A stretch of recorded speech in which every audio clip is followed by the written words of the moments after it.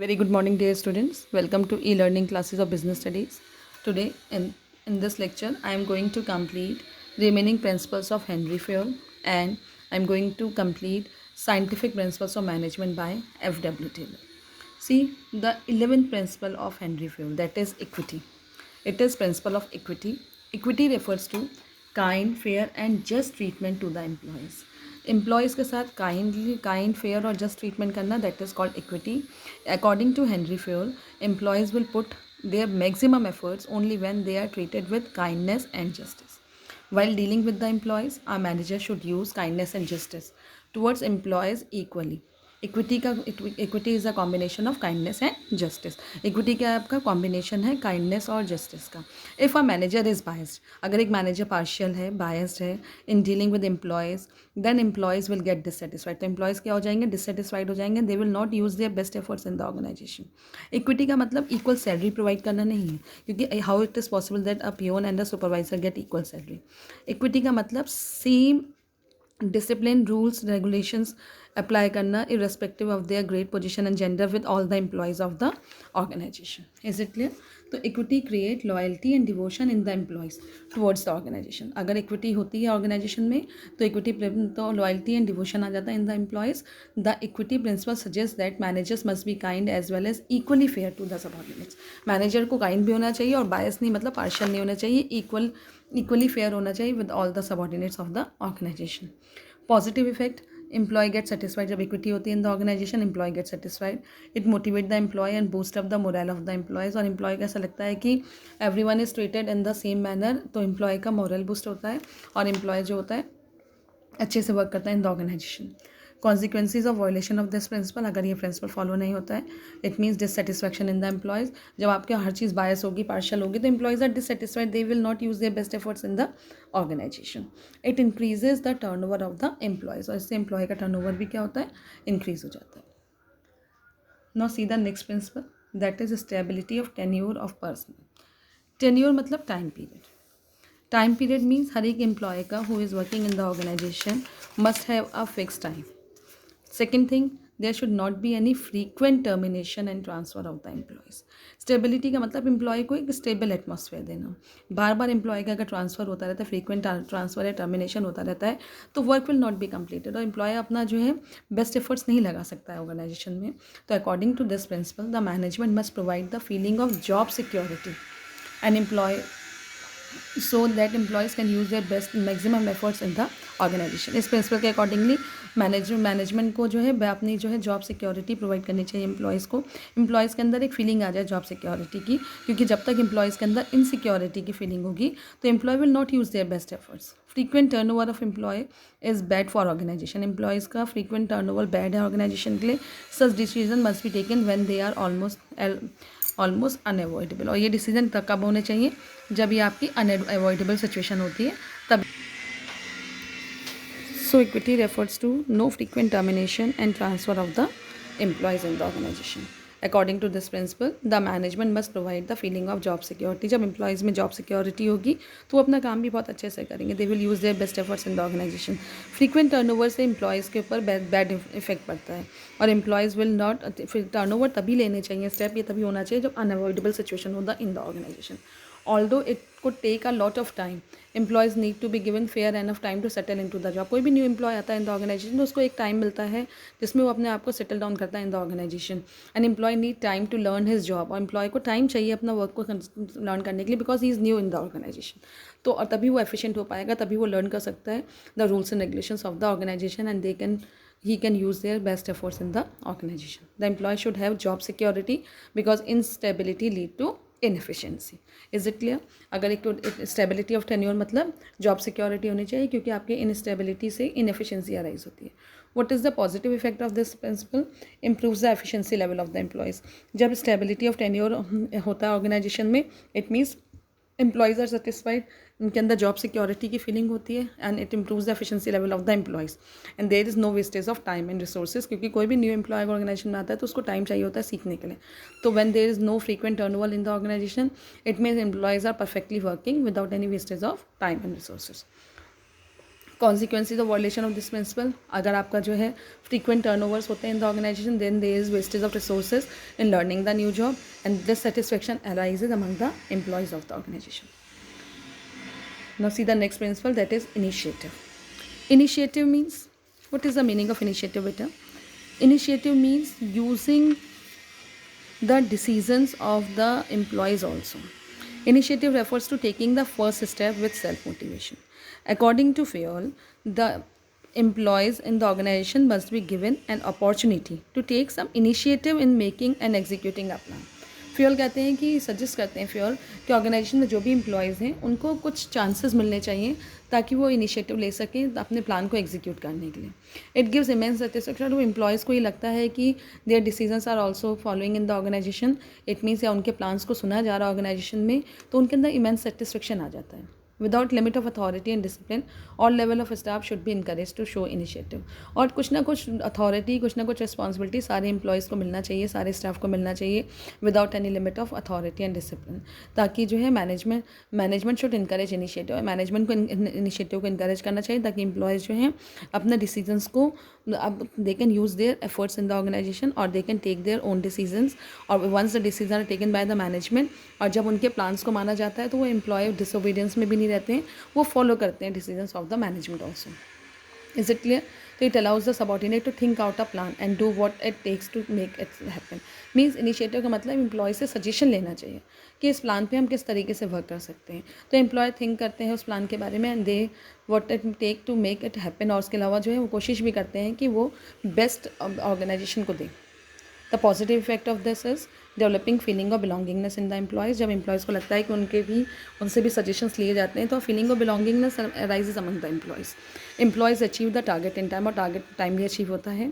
कॉन्सिक्वेंसीज means employees will not work to the best of their ability. Employee को ऐसा लगता है कि यार may be employees are good enough to give any suggestion. तो employees को ऐसा लगता है कि हमें तो सारे बॉस के रूल्स ही फॉलो करने हैं. तो it means they are not using their best of ability. The motivation among employees, it is dismotivation among the employees also increases. Now see next principle, split D corps. split word का मतलब समझ जाइए बेटा. split D corps मतलब team split. Team split मतलब split of cooperation. एक अकेला बंदा in the organisation can not do the work in best possible manner. Management must encourage and promote team spirit. इसलिए ऑर्गेनाइजेशन में एक टीम स्पिरिट की feeling होनी चाहिए, यूनिटी एंड हार्मनी होनी चाहिए. अब फीलिंग ऑफ वी होना चाहिए in the organisation instead of I. This will give rise to mutual trust. आपस में म्यूचुअल ट्रस्ट होना चाहिए all the employees of the organisation so that they can use their best efforts, because a single individual cannot perform in the best possible manner. They should avoid dividing and rule policy. Divide and rule policy organization में नहीं होनी चाहिए. Harmony होनी चाहिए in the business so that they can use their best efforts in the organization. It's a great source of strength in the organization. और जब आपके जो है स्पिरिट डी कॉर्प्स होता है, इट मीन्स यूनिटी होती है ऑर्गेनाइजेशन में, a great source of strength आता है. एम्प्लॉयज़ को एक दूसरे की हेल्प करने की फीलिंग आती है and they work in cooperation with other employees of the organization. It is a quality in every successful business. और ये split D corps is the quality of every successful business. What is the positive effect? Develop team spirit. इससे आपके employees के मन में team spirit develop होती है. It helps in achievement of group goal and consequences. मतलब team goal को can not be achieve. Team का गोल नहीं अचीव हो सकता अगर सब अपना अपना काम करेंगे. तो टीम स्पिरिट नहीं होगी तो goal can not be achieve. There is no team spirit and stress is there on the individual. Team spirit नहीं होगी तो हर एक के अंदर स्ट्रेस रहेगा कि अरे यार हमें ही काम करना, हमारी कोई हेल्प करने वाला तो है नहीं. ये फीलिंग आने लगती है एम्प्लॉयज़ में, तो यहाँ स्ट्रेस में आ जाते हैं employees to do the work. It means तो स्पिरिट डी कॉर्प्स मतलब a spirit of cooperation among the employees of the organization. There must be a feeling of we in the employees instead of I. It will create mutual trust and belongingness among team and it will minimize the need for using penalties. Is it clear बेटा? अब देखिए आपके principal जो हम follow कर रहे हैं, तो दीज प्रिंसिपल्स आर गाइडलाइंस. ये सारी गाइडलाइंस हैं जो मैनेजमेंट फंक्शन को लिए होती हैं. The manager must act according to the 14 principles of management in order to reach the goal and create a surplus. अब आपका जो नेक्स्ट प्रिंसिपल मैं स्टार्ट कर रही हूँ, that is scientific principles of management. Scientific principle is given by F.W. Taylor. Scientific principle को किसने दिया था आपका? F.W. टेलर ने दिया था. F.W. Taylor was born in 1856 in USA. In 1878 he joined Midwell Steel Company as a mechanical engineer. Using his energy engineering background Taylor set up scientific studies and techniques. देखो Taylor जो है born हुए थे 1856 में, and 1878 Taylor ने Midvale steel company को join करा था एज अ मैकेनिकल इंजीनियर, और अपनी इंजीनियरिंग बैकग्राउंड को यूज़ करके टेलर्स ने सेट करा था, FW टेलर ने सेट करा था साइंटिफिक स्टडीज़ एंड टेक्निक्स को सेट करा था in the organisation. He was primary concern about the efficiency of workers and optimum utilisation of resources. क्योंकि ये आपकी फैक्ट्री में काम कर रहे थे तो उनका मेन एम क्या था कि आपका जो एफिशिएंसी ऑफ वर्कर्स को एफिशिएंटली यूटिलाइज करना और ऑप्टिमम यूटिलाइजेशन ऑफ रिसोर्सेज हो जाए। Taylor principles and techniques were based on the observation. Taylor ने कुछ भी प्रिंसिपल ऐसे नहीं दिए थे, Taylor principles and techniques are based on observation, ठीक है। इसलिए FW टेलर को he is also known as father of scientific management. He is also known as father of scientific management. Father of scientific management इनको क्यों बोलते हैं, क्योंकि इन्होंने साइंटिफिक टेक्निक्स एंड प्रिंसिपल दिए थे।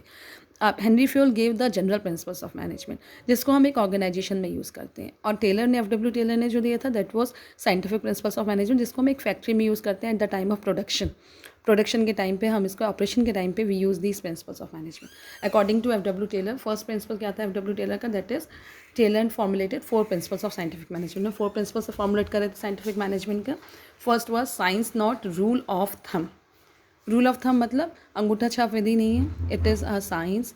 It means this rule focuses on increasing the efficiency of an organisation through scientific analysis of work and not with rule of thumb method.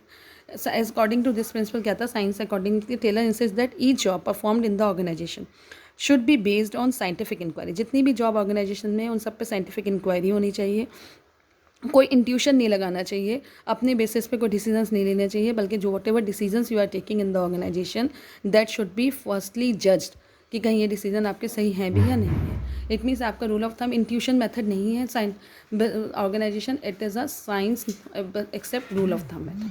Is it clear? Taylor believed that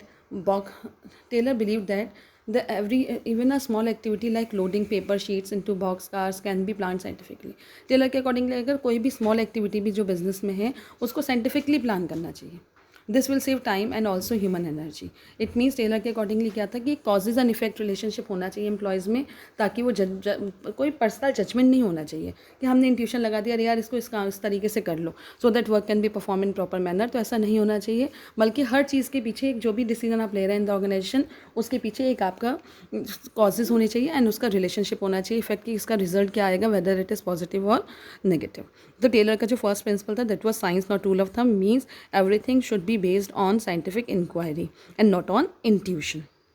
experience and hit and miss method की करके देखो सही होता है, ठीक है, नहीं होता नहीं होता, ये नहीं होना चाहिए because resources will be wasted. आपके हिट एंड मिस मेथड में रिसोर्सेज वेस्ट हो जाती हैं।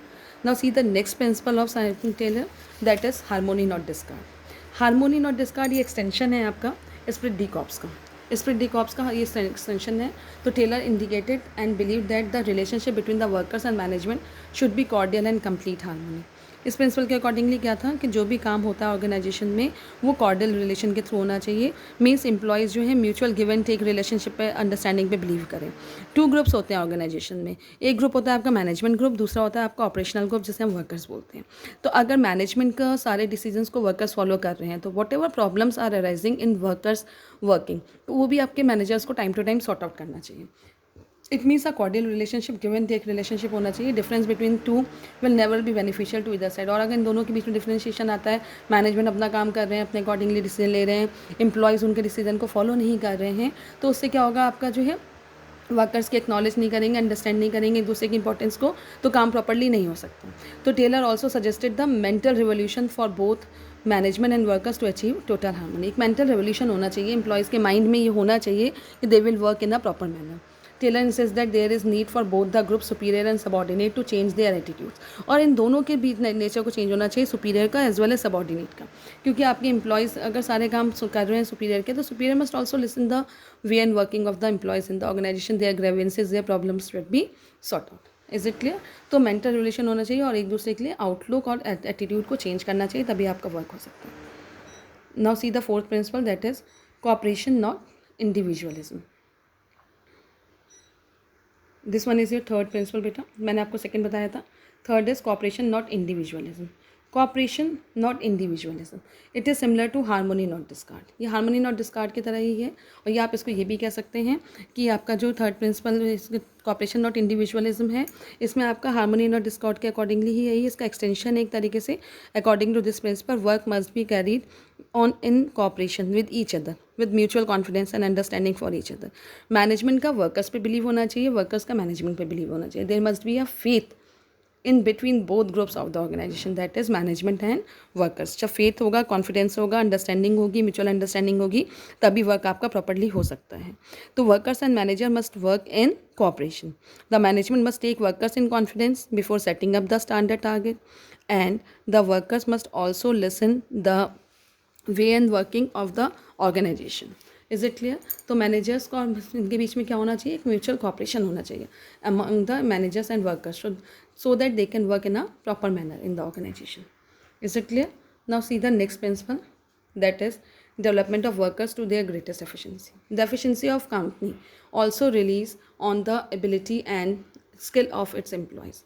Workers to their greatest efficiency मतलब आप कितना अच्छा डिसीजन ले रहे हैं, लेकिन अगर वर्कर्स प्रॉपर्ली वर्क नहीं कर रहे हैं तो आपकी एफिशिएंसी लेवल इंक्रीज़ नहीं होगा।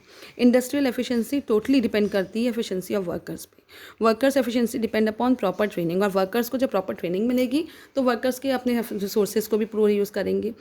टेलर्स से due care should be taken while selecting the employees. Employees को सिलेक्ट करते टाइम हमें ड्यू केयर लेनी चाहिए, हमें देखना चाहिए कि एम्प्लॉयज़ के पास बेस्ट लर्निंग एबिलिटीज़ है भी या नहीं है। Thus, implementing training, learning best practices and technology is the scientific approach to brush up the employees skill. Employees को बार बार ट्रेनिंग प्रोवाइड करना, उनको बेस्ट प्रैक्टिसेस बताना, टेक्नोलॉजीज़ में डेवलप करना, ये एक साइंटिफिक अप्रोच है जिससे आपकी ब्रश अप होते हैं एम्प्लॉयज़ के स्किल्स को।